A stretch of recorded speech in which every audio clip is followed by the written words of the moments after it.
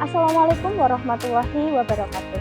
Perkenalkan, saya Binti Istri Farida, guru mapel geografi di SMA Negeri 1 Kedunguni. Sekolah adalah tempat kita belajar tentang kehidupan, di mana pengetahuan itu dibagikan, rasa ingin tahu itu tumbuh, dan masa depan itu dirancang. Disinilah kita mulai memahami dunia, mulai dari angka, kata, hingga bumi yang kita punya. Dalam pembelajaran geografi, kita tidak hanya mempelajari tentang bentuk muka bumi, tapi kita juga berinteraksi dengan lingkungan sekitar melalui sebuah peta. Peta bukan lagi sekedar gambar datar di atas kertas, tetapi sudah mengalami perkembangan menjadi peta digital yang interaktif, dinamis, dan penuh informasi. Melalui peta digital, kita bisa memantau kondisi lingkungan sekitar, mengetahui perubahan penggunaan lahan, dan merencanakan sebuah wilayah. Dalam video pembelajaran kali ini, kita akan belajar menganalisis lingkungan sekitar menggunakan peta digital dengan metode SIGAP, yaitu Sistem Informasi Geografis, Aktif, dan Partisipasi. Metode ini mengajak siswa untuk aktif dalam memanfaatkan peta digital, sekaligus mendorong siswa untuk berpartisipasi dalam menganalisis dan peka terhadap isu-isu lingkungan sekitar mereka. Siapkan diri kalian belajar geografi dengan seru, menyenangkan, dan relevan, karena geografi tidak hanya sekedar memahami tentang arah. Ini tentang kita memahami dunia, tempat tinggal kita.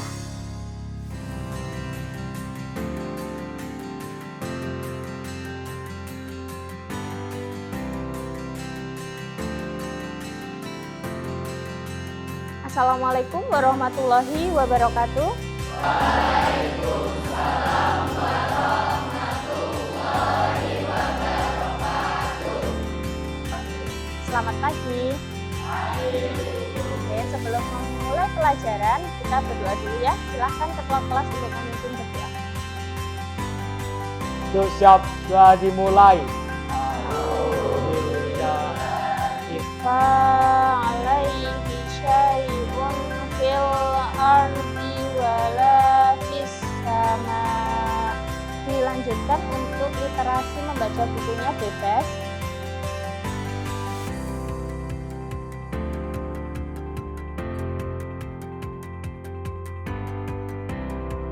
Untuk hari ini ada yang tidak berangkat? Siapa? YC kenapa? Izin. Kalau di pertemuan sebelumnya kita sudah belajar tentang jenis-jenis peta, masih ingat? Untuk hari ini kita akan mempelajari tentang peta digital. Nah, tujuannya hari ini adalah yang pertama menganalisis Google Map dan juga Google Earth untuk analisis lingkungan. Menurut kalian, Google Map itu biasanya digunakan untuk apa? Hajit.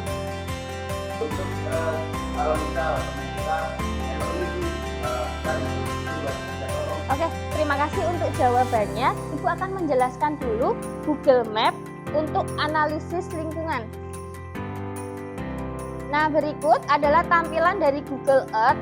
Kita akan menggunakan Google Earth ini mengetahui perubahan penggunaan lahan. Kita ambil contoh di daerah Kedunguni. Saat ini 2025. Oke ya.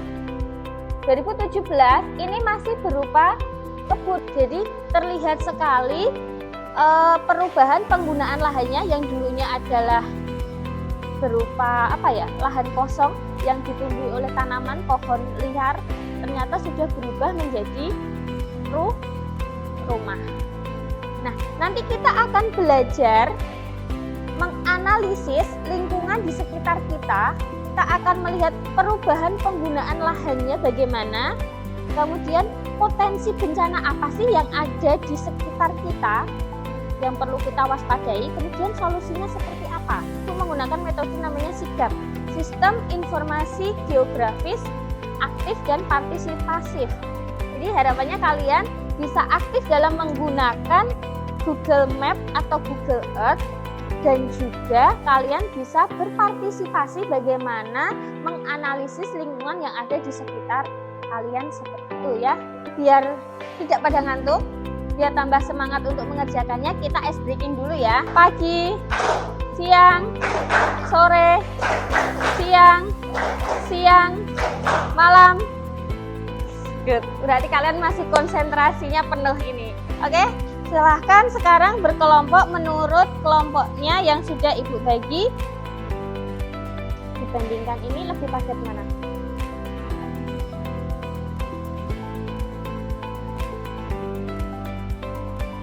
Kemudian ada potensi bencana seperti banjir, kemudian alih fungsi lahan dan masalah lingkungan lainnya.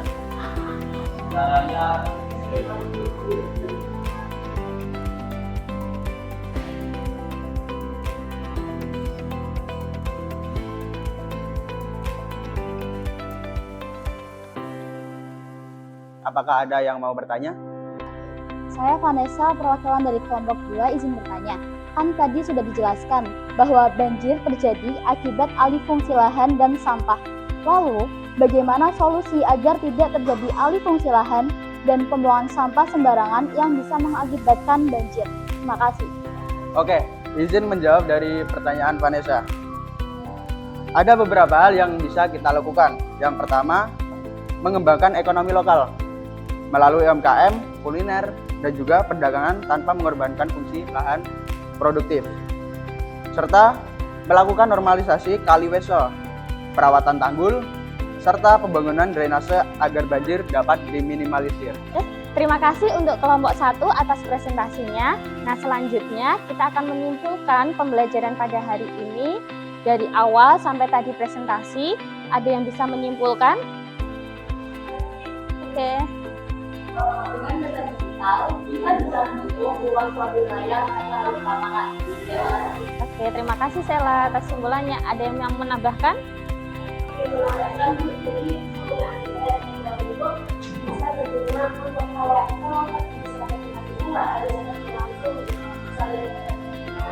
Oke, terima kasih Sekar. Iya.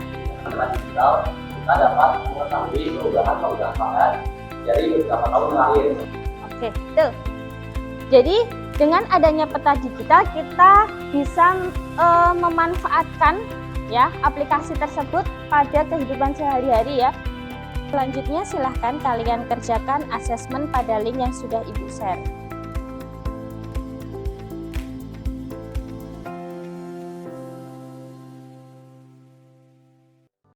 Untuk pembelajaran selanjutnya, minggu depan kalian bisa membaca dahulu tentang materi citra foto dan citra non-foto. Apa bisa dipahami? Ada pertanyaan tidak?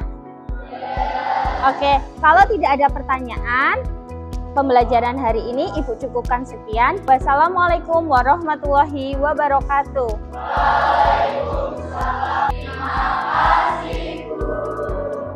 Saya sangat senang belajar bersama Bu Miti karena saya bisa melihat bentuk bumi secara nyata. Saya belajar menggunakan Google Map dan Google Earth. Ternyata itu sangat membantu dalam kehidupan sehari-hari.